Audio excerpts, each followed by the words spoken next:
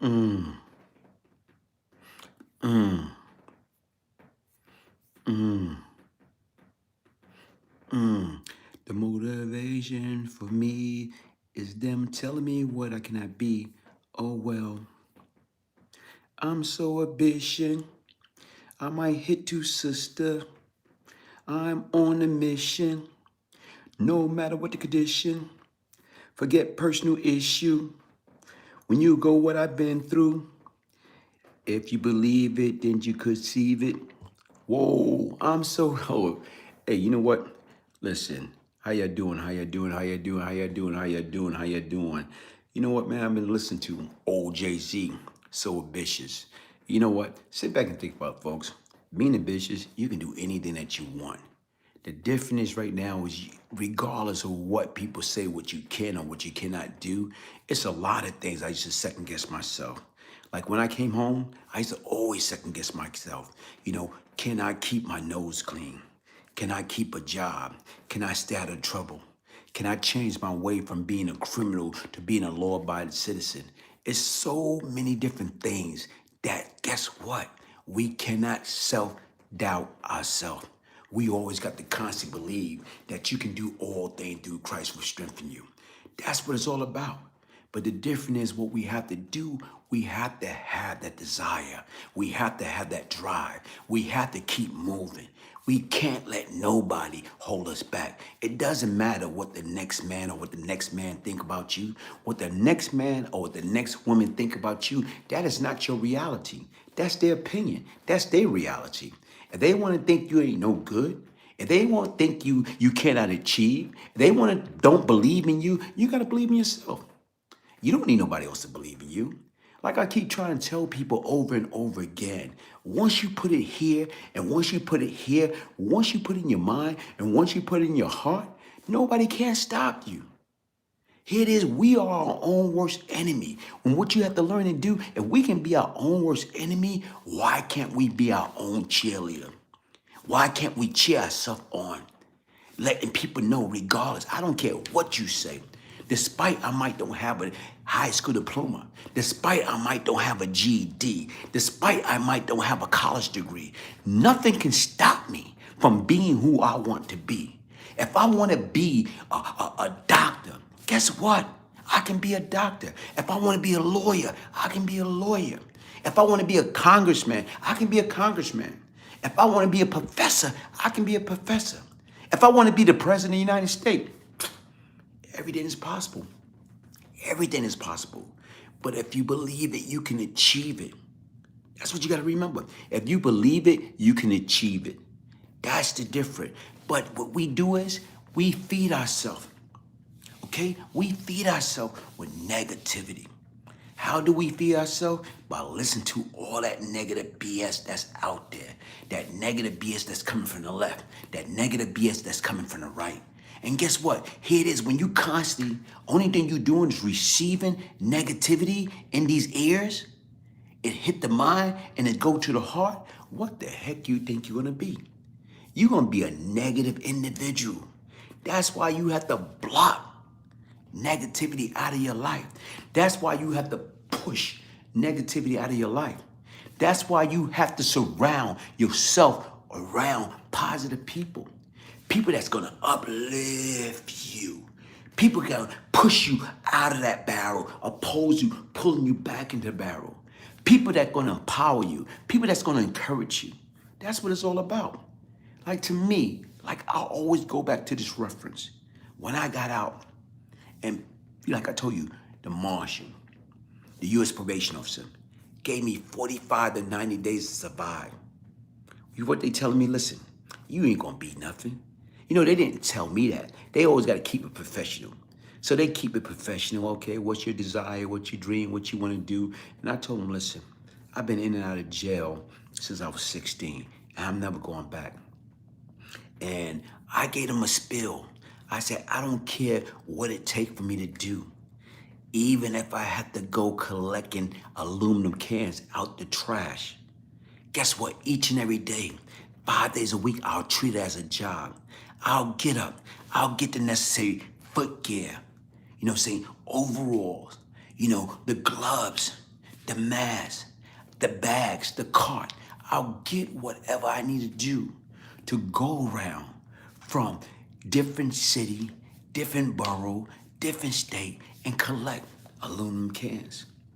Because once again, where I come from, guess what? They pay you 5 cents. They pay you 5 pennies a can. For aluminum can, you can get 5 cents, 5 pennies. So you sit back and you look at it. What is 5 cents? 5 cents ain't nothing. But the difference right now is you can't think short term, you gotta think long term. You can't think small, you gotta think big. How many 5 cents can you get? If they paying 5 cents a can, and you know right now, if you get 1,000,000 cans, guess what? That's $50,000. If you get 2,000,000 cans, guess what? That's $100,000. And the difference is, you look at it, you ain't doing nothing anyway. So to me, if we go out there and we apply ourselves and you hustle, because everybody look at that terminology as hustle as illegal. You can hustle plenty of ways.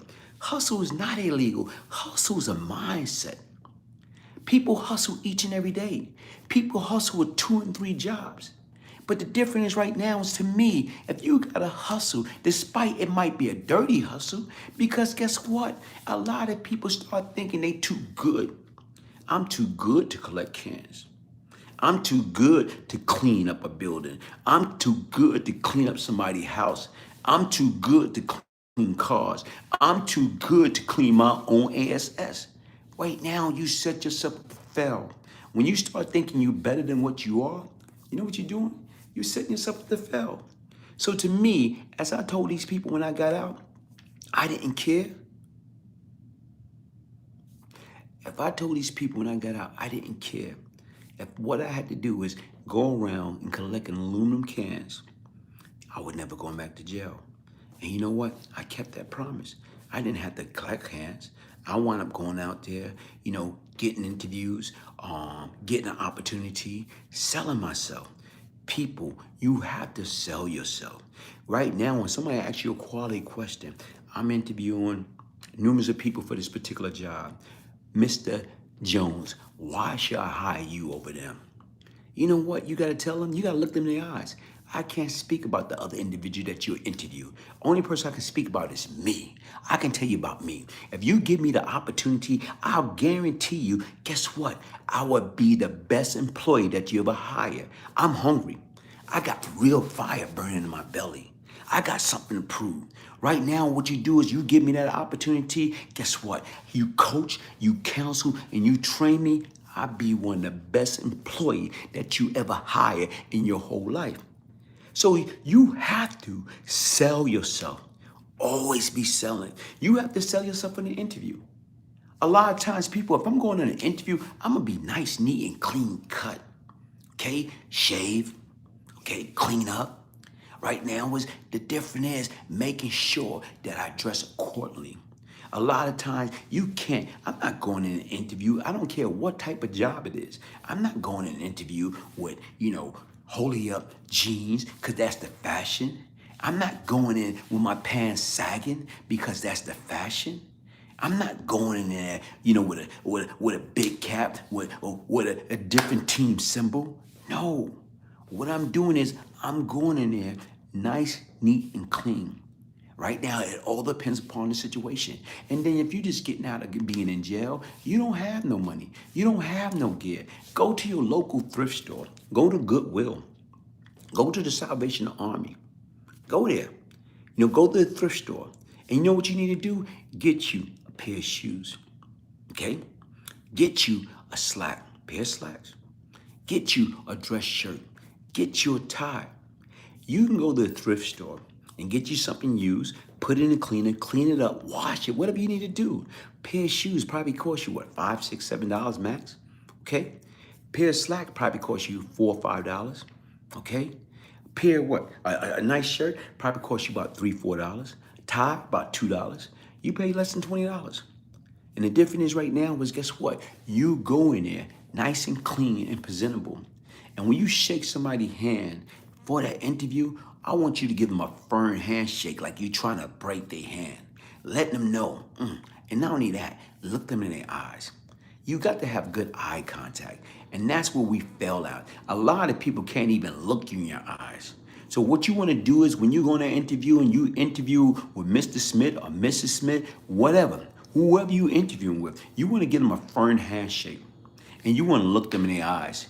And even right now is when they looking over your, online application, are they looking at your resume? Even right now, you don't have no resume. The difference is what you have to do is sell yourself. And you have to be honest.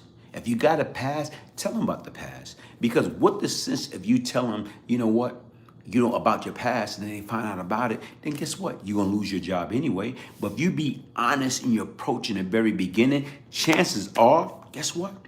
If people believe in you and you can convince and sell them about giving you a second chance, giving you an opportunity by telling them, if you give me that opportunity, I'll be one of the best employees that you ever hired, man, you'd be surprised. You'd be surprised. Always remember, folks, stop. Your past is not your future. Just because I was a sick individual with problems, with mental illness, back in the days, I did every day of my life from A to Z. That's not who I am today. Your past is not your future. Your past is not your future. Repeat that in your head. Your past is not your future. Your past is not your future. And the difference is never shortchange yourself. To me, you know what I learned? I learned when I got out, I didn't know nothing about computers. Typing, I can't type. I still can't type. You know what they call me? Peck. Because I peck on a computer. I don't care nothing about that. Long as I'm able to get the job done. Long as you got people to show you the strategy. Sean Mark, is this live? No, Sean Mark, this ain't live. This is a recording. At 11:55, you gonna ask me, is this live? This is live, man. Okay, what do you think it is? It's Thursday, okay? I got what? What time is it? It's Thursday. Okay, it's still Wednesday, 11:56 my time, okay? June 16. Sean Mark, be respectful, be mindful, shoot away. But the folks is, listen, folks, what you have to do is present yourself. You never get a second opportunity to make a first impression.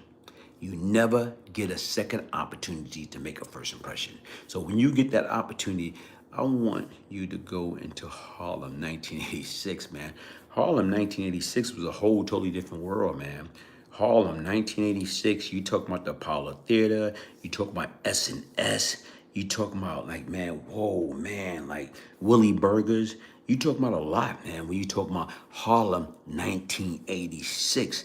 Back then, man, everybody, Preacher, what's up with him, man? You know what, like I told you right now, I never ran into the Preacher. I just know some stories and the reputation. That's about it. But anyway, right now, listen, man, that's a later date and time, Sean. What I want people to understand is this, man, listen, you got to be ambitious. You got to be inspired, man. You got to be encouraged. You got to be like pushing your foot front forward, man. You got to keep pushing. You got to take all. Block that negative energy out. Block that negative energy out. Push that negative. Pull that negative energy out of you. You know what I'm saying? Throw that sucker away. You don't need that, man. You don't need negative people in your life because the only thing negative people are going to bring you is negative problem. They losers. They're losers. And to me right now, it got to be a point in time in life when you don't suffer or you don't experience certain losses. You got to be sick and tired of being sick and tired. Peace, bro, Glaze. Your favorite subscriber, Ron G. Polo Ground was my stomping ground. What's up, Roy? Thank you, man. Hey, but folks, that's what life is all about, man. What we have to do is how do we uplift each other? How do we support one another? You know what? That's the difference. How do we combine and grow and build? That's what it's all about. When I met a lot of people from my social media platform, from IG, from YouTube, from Facebook. And right now, as you be surprised, I cannot talk to everybody. Will, you asked a question, any dealing with the Jolly Stumper? The Jolly Stumper was much older than me. I know some old members of the Jolly Stumper, but like I said, I was a kid. I was a stallion, those kids when the Jolly Stumper was around. But getting back to what I was saying, folks, listen, man, we got to inspire one another. We got to support one another. We got to encourage one another, uplift each other, pull each other up. Stop pushing each other down. Stop. Stop hurting one another. Stop killing one another. Stop biting one another. Stop talking negative about our brothers and our sisters, man. The difference is, if what we need to do is, hold up, wait a minute here. You know what? You know what you're doing right? Encourage them, empower them. You know what you're doing wrong? Let them know. And what we have to do on the other side, being able to accept constructive criticism. Okay? Sometimes that's hard. Sometimes it's hard when people telling you, listen, you wrong. And I have to learn that. And guess what? I'll be there. If I'm wrong about something and you point it out and you able to show where I'm wrong, I'll be the first to apologize. It's no shame in my game. I'm not going to put my pride away when it's absolutely not necessary. And a lot of times we have a tendency of doing that. Putting our pride away when it's not necessary. For what? To me, it's all about how do we empower and help each other? How do we get out of bondage and stay out of that? That's the difference. What is cool about being uneducated? What is cool about being homeless? What is cool will be Cashapp tomorrow for your book. Can't wait to read it. Keep it up. Alan Carpenter, thank you, thank you. Listen, folks, anybody want my signed copy, my autobiography, the Glaze Gibbs story, a true story, crack, money, murder, change, redemption. And right now, I went through hell and back. You know, I went through hell and back. And the difference is, you talk about fight, that's all it is. You talk about fighting from within. Imagine if you fighting with the enemy. You fighting with all your might. You fighting with all your heart, your blood, your sweat and tear. You fighting against your enemy. And to come to find out, your enemy is you. Your enemy is within. You fighting against yourself. How the heck can you win? You fighting. That enemy was in you. That's what's holding you back. The enemy is within. It's in your mind. It's in your heart. It's in your gut. That's the enemy. How can you beat that enemy? How can you beat that enemy? How can you beat that inner self of you? That's the difference. How do you beat it? You know how you beat it? You got to admit that I am a sick individual. You got to admit that I have a drug addiction, that I have an alcohol problem, that I have a gambling addiction, a sex addiction. I got a gambling addiction. Whatever addiction that you have to admit. Right now, sit back and think about it. With no addiction, no weakness. No addiction, no weakness. Imagine you're not addicted to anything. All of us, as human beings, have fallen short. We're addicted to something. We are addicted to something. You probably don't want to admit it, but the difference is you're addicted to something. Even if it's simple something is addicted to watching TV. Okay? Addicted to, eating ice cream every day, smoking cigarette, addicted to junk food. That was one of my main addictions. I love junk food. I love sugar. Love it. You give me some oatmeal, Little Debbie cream pie, I would destroy that. I would demolish it. It's like, what, come in a box? Like, what, 12? Come in a box? I just log on. I need to hear this, brother. Thank you so much. Blessings sent your way. Derek Hazard, how you doing, man? Hey, you know what? Listen, and you know what the amazing part about this or whatever, and like I try to tell people, the first time that I ever mentioned, what is my platform about? I was talking to this guy. He'd been in the game for years as far as in the hip hop entertainment. And I had the opportunity to speak to him. And I was talking to him. And he said, yo, man, I be listening to your stories. And he says, so's powerful. The words that come out of your voice are so powerful. I love it, man. He said, tell me about it. What is your story about? Who are you? What is your story? And I told him. I told LL Cool J, my story is my ministry. What I do is I talk about the good, I talk about the bad, I talk about the ugly. So when I speak to people, my objective is, how do I share my life experience, the good, the bad, and the ugly, by me hoping, sharing some of my personal experience, and I can say something that's gonna reach the audience out there to register in their mind and in their heart, in their spirit, in their soul, that can stop them from going through some of the unnecessary trial and tribulation that me and so many others went through. So right then, when I talked to LL Cool J, I told him right now, my story is my ministry. And I'm gonna talk about the good, I'm gonna talk about the bad, I'm gonna talk about the ugly. I'm not gonna candy coat anything. My objective is, how do I use my life experience to right my wrong? And not only just right my wrong, how do I get the word out to get these kids to understand, for them to stop making that multi-billion-dollar prison system their permanent address? That's the objective. That's the objective. And the difference is right now, it took me over 15 years in and out of the jail, of the prison, the penitentiary. For what? What the heck did I have to prove? I wanted to be down, I wanted to be cool. I wasted 15 years out of my life that I cannot get back. 15 years. And I don't have nobody to blame but myself. And that's the difference, folks. Get true identity within. Get the help that you need. It's no problem. If you don't know something, raise your hand. If I don't know something, I'll be the first one to raise my hand. If I need help with something, I'll be the first one to raise my hand. If I'm wrong, I'll be the first to admit that I'm wrong. I don't care nothing about that. I'm not gonna put my pride away when it's not necessary. Acting like I'm smarter than what I am, I'm better than what I am, I'm cooler than what I am, I'm tougher than what I am. For what? All that stuff is overrated. Stop pretending. Stop pretending. Stop pretending. Or what we used to say back in the days, stop fronting. Oh, I'm not fronting, this is who I am. Man, stop fronting. What is fronting? Fronting consists of when you acting other than yourself. Fronting is like what you do each and every day when you watch the idiot tube of television. And you see all these actors and actresses, everybody pretending to be something that they're not. That's what our world has been come into. We all actors and actresses in different ways. We all pick up certain things from different individuals. Where do you think we get it from? You think we that creative? Nah, folks. Nah. All this stuff is by design. What you see is what you get.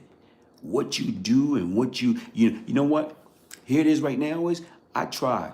I'm talking about right now, I got good at it. Stop watching the idiot tubes. But the difference right now is start trying to focus on things that's more important, like your family, like making sure regardless of what, if you don't have a good relationship with your kids, making sure you mend that relationship by any means necessary. Even if you have a broken relationship with your parent, you know what I'm saying, your mom, your dad, if they still alive, make amends. Put all that difference and all that negative and all that BS to the side. Because people, we don't understand, it's nobody perfect. Nobody perfect. Nobody in this world is perfect. And the difference, what you have to do is, we all at fault.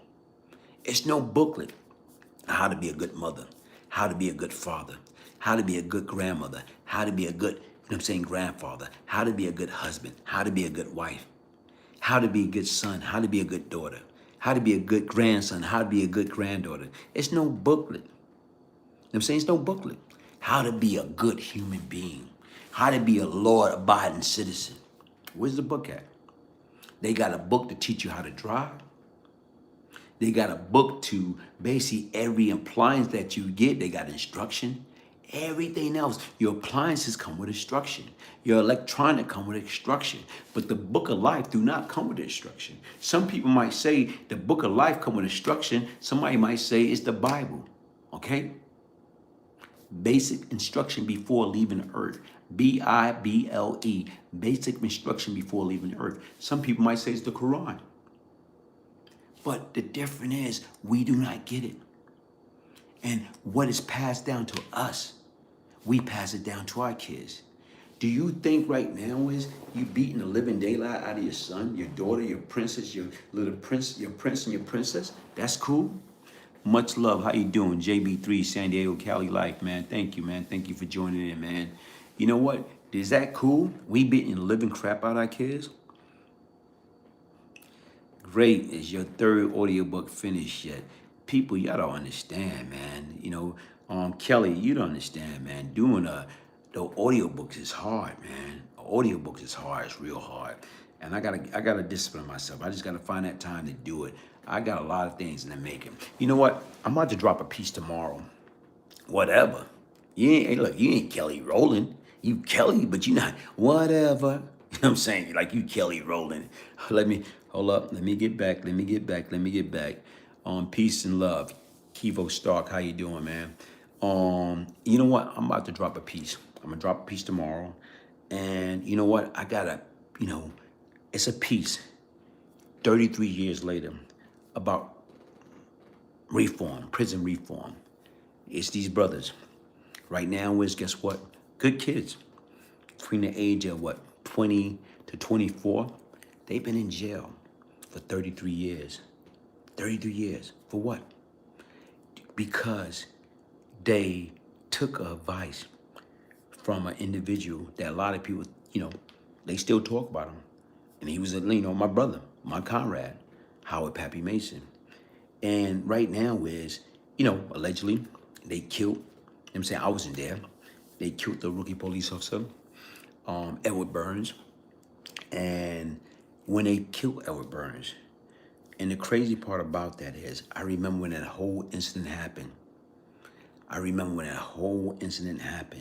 When they killed Edward Burns, it's like, you know, like, man, what the hell is going on? And when I first heard about it from the WBLS radio station that morning when I got up, and when they say, we interrupt this program to bring you live, you know what I'm saying, rookie police got executed on 107 in Inwood. I'm like, whoa.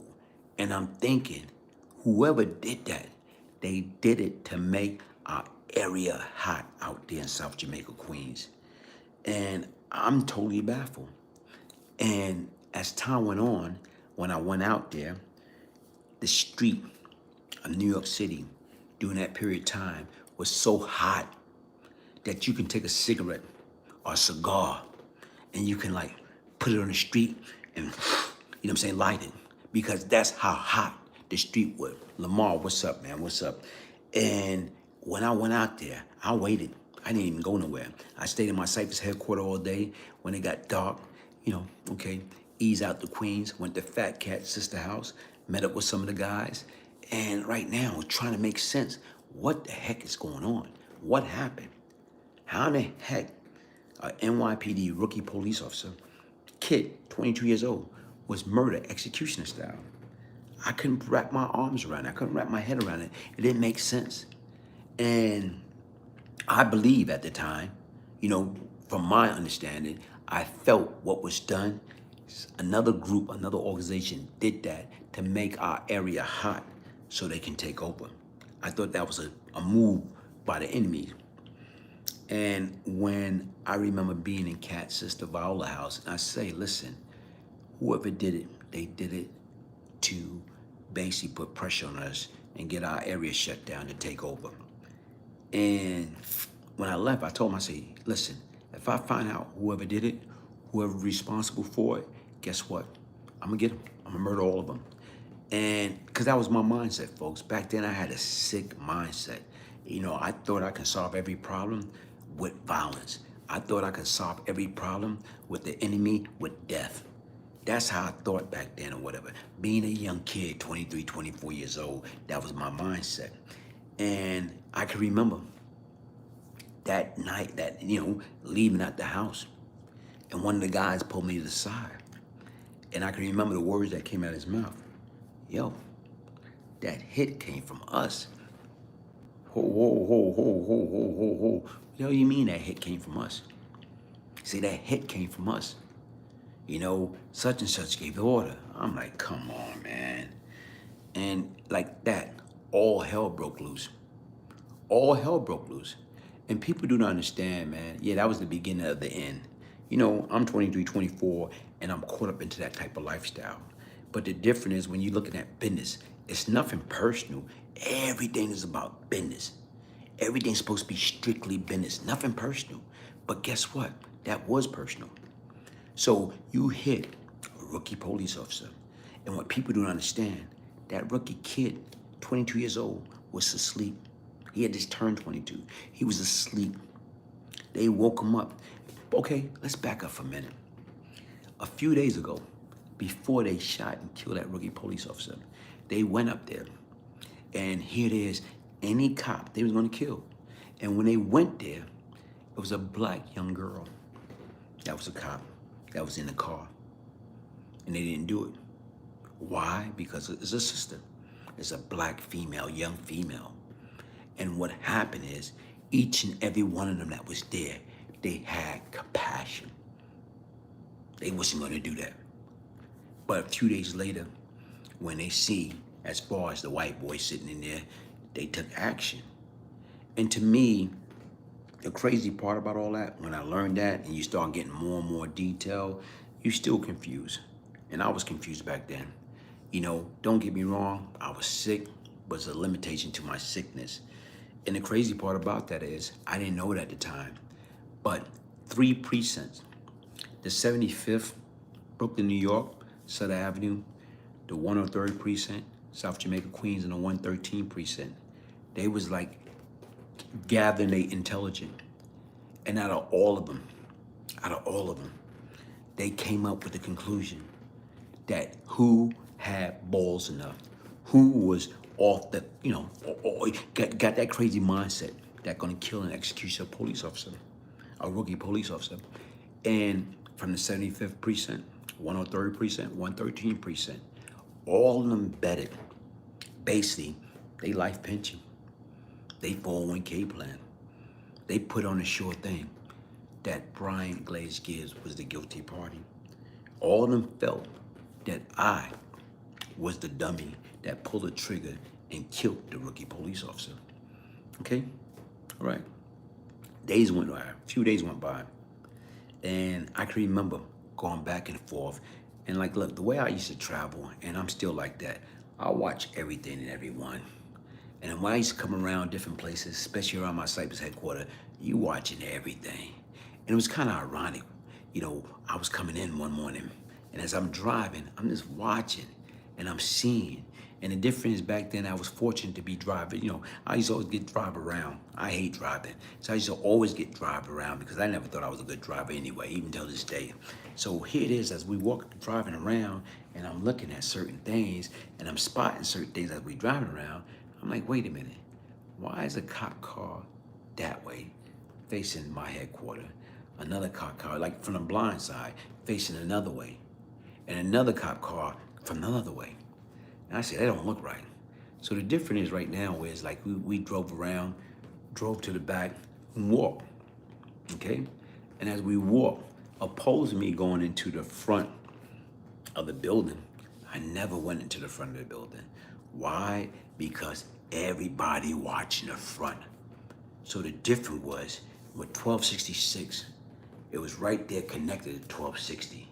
So you got 2 buildings, and that's how all the building was. You got 2 buildings connected to each other. So what I used to do is, I used to always come into the back of 1260.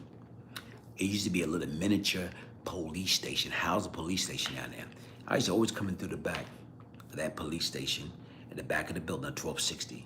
And I used to always take my time, walk or run up from the 1st floor to the 7th floor roof. And I used to always cross over.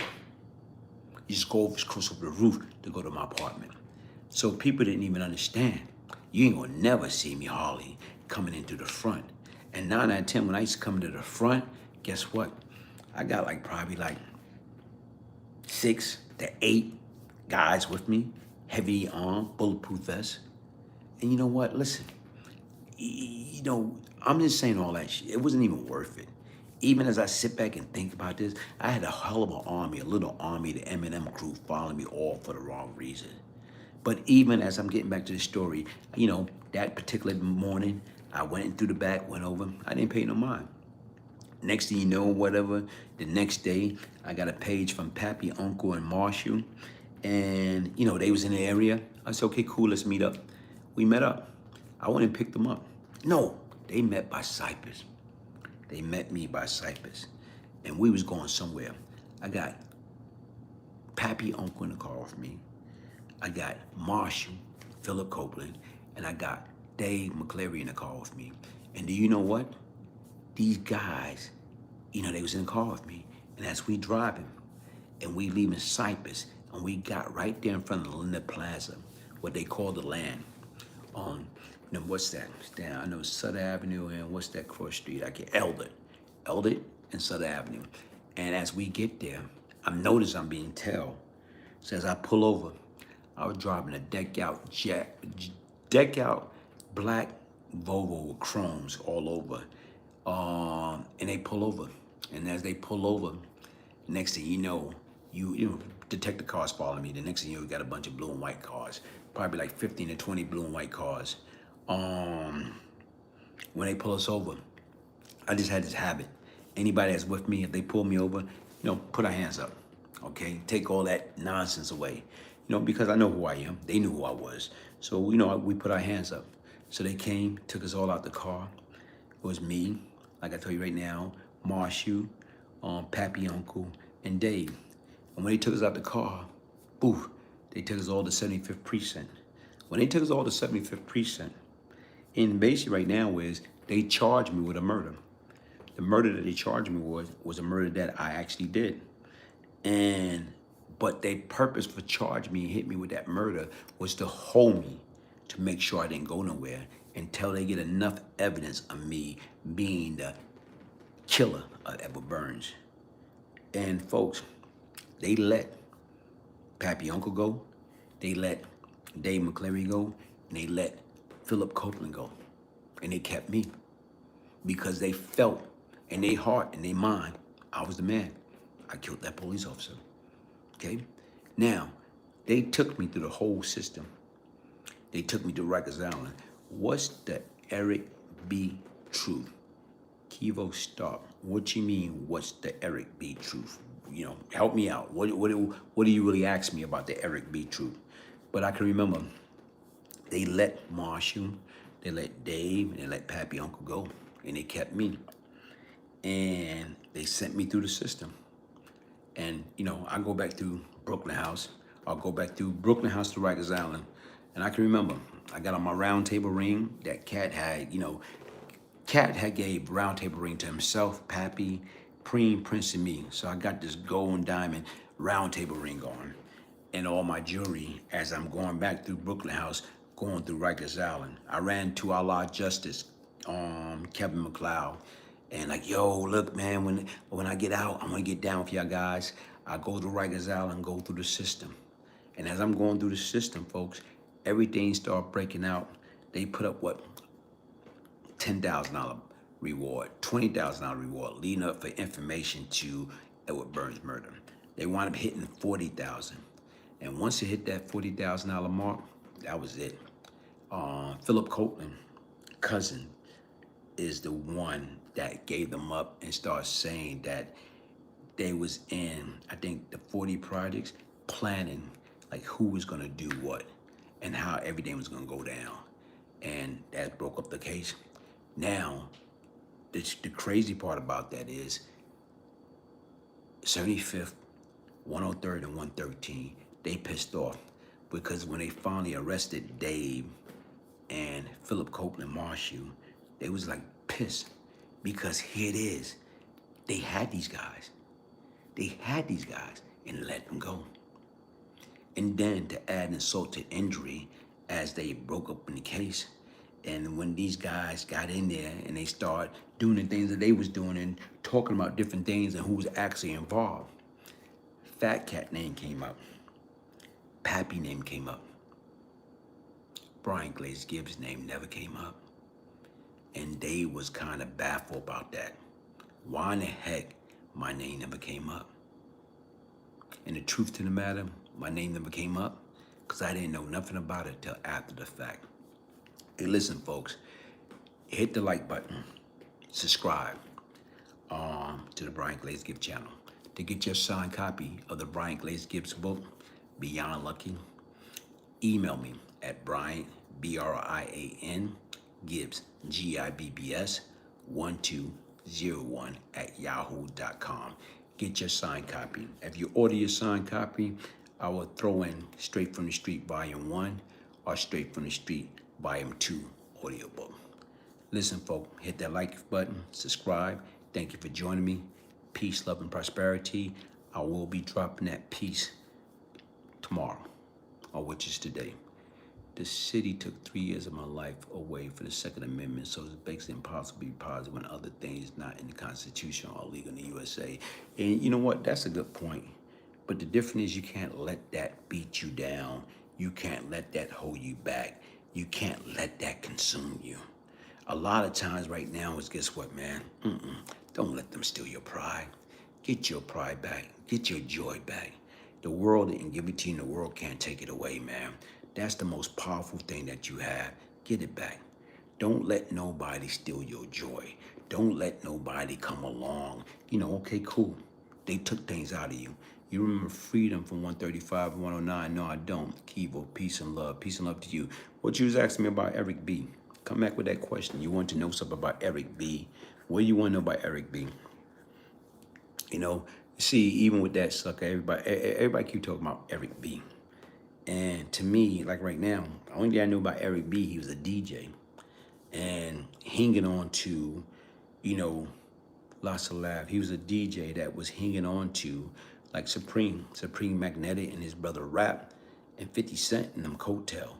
Eric B, like, I hear stuff, and everybody talk about Eric B was this person or that. I didn't know nothing like that about him. He hung out with gangster. He was no gangster. But the difference is sometimes people use other people to boost up them, to make them seem more important than what they are. That's life. People do it all the time. They've been doing it before Eric B.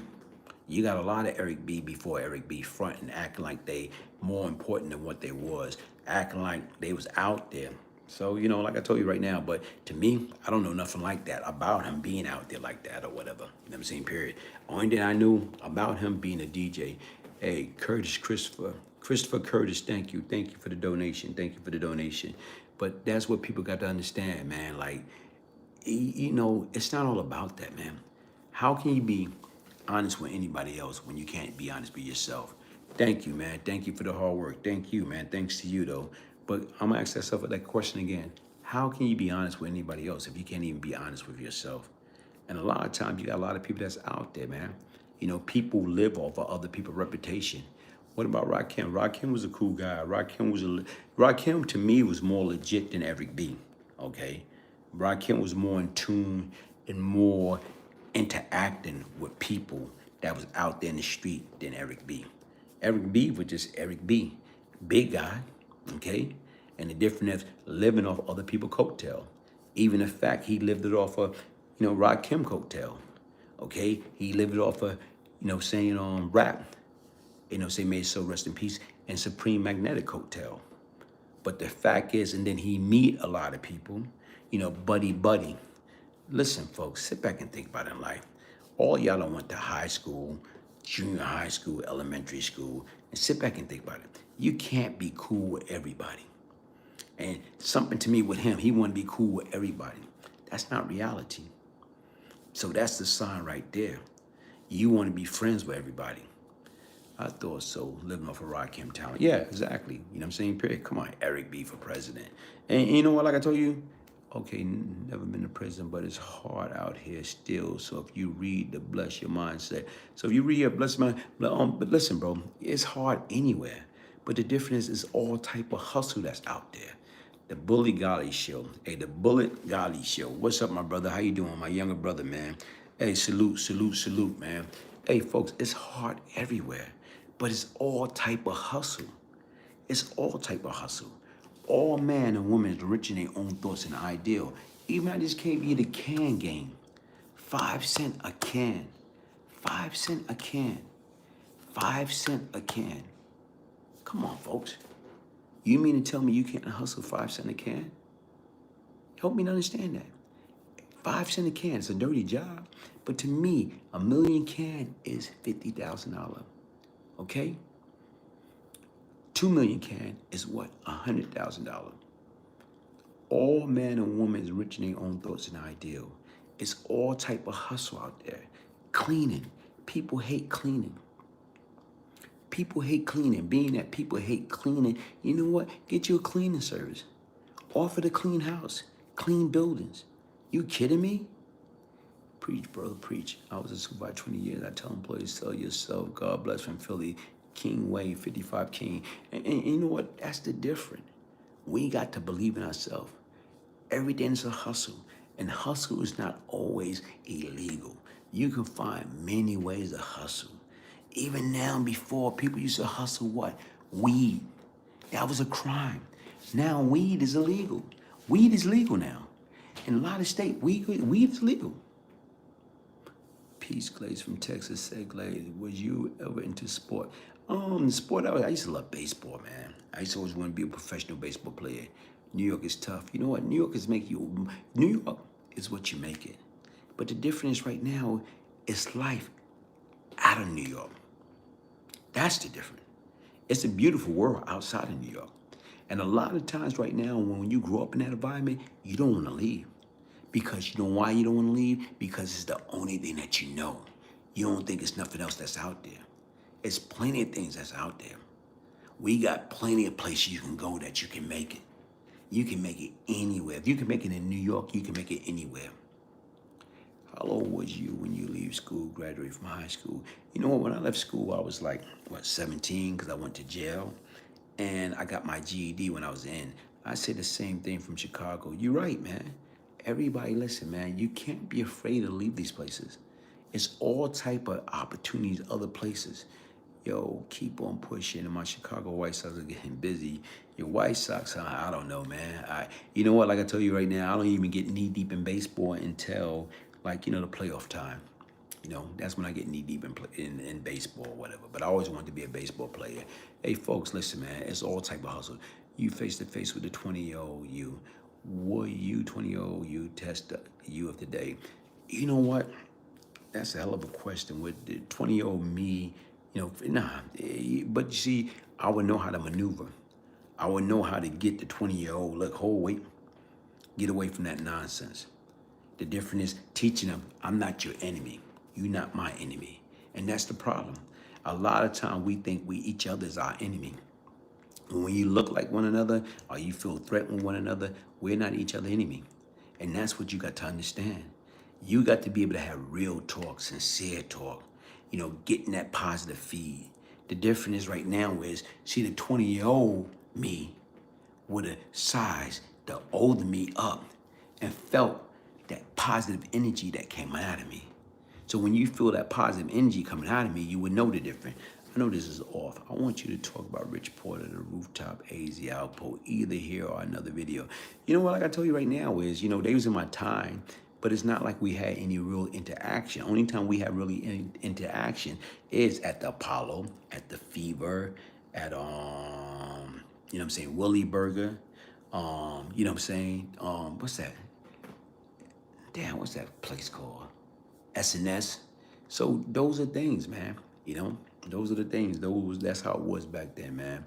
And see, a lot of times people don't understand. You don't interact with everybody. Everybody was in their own little private world, and a lot of people were standoffish. Do you know Ben from Fort Greene? Yeah, Big Killer Ben. Killer Ben was a good dude, man. He's younger than me. And right now, the respect that we had for one another is like a little brother, big brother. So he was like my little brother. So the respect that he had based upon my reputation, we just had a bond. We just had a unique, clean-cut bond. And to me right now is people don't understand. When people look up to you, they respect you, and you try to guide them in a whole totally different way. And that's what we have to do. Those kids that out there that look up to us, how do we get them to see that, guess what? Crime doesn't pay, and that street life is overrated. What was the best hip hop club quarter what? I couldn't even say, man, because believe it or not, I didn't hang out that much. Once I reach a certain stage in my life, I go out, but then again, by that time, I'm going to Elegant Club, like Bentley, Red Parrot back then. Hey, listen, folks, tune in tomorrow. I will be dropping that piece that piece right now is 33 years later. Where these guys at? Prison reform.